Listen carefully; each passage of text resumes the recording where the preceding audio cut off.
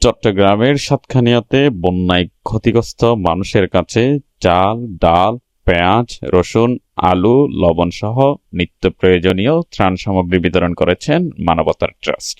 প্রথমে ডেমশা চৌধুরীহাটের পুলিশ ফাঁড়ির প্রধান তপন বাচ্চির সহযোগিতায় ডেমশা চৌধুরীহাট এলাকায় ত্রাণ বিতরণ করেছে মানবতার ট্রাস্ট।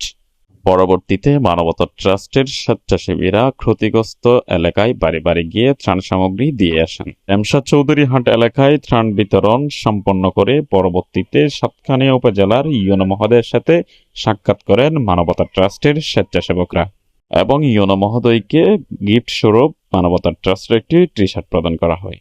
ইউনো মহোদয়ের সঠিক দিক নির্দেশনা শুনে মানবতার ট্রাস্টের স্বেচ্ছাসেবীরা সাতকানিয়া উপজেলার বিভিন্ন ইউনিয়নে মানবতার ট্রাস্টের ভালোবাসার উপহার পৌঁছে দিয়েছেন বন্যায় কবলিত ক্ষতিগ্রস্ত মানুষের ঘরে ঘরে গিয়ে।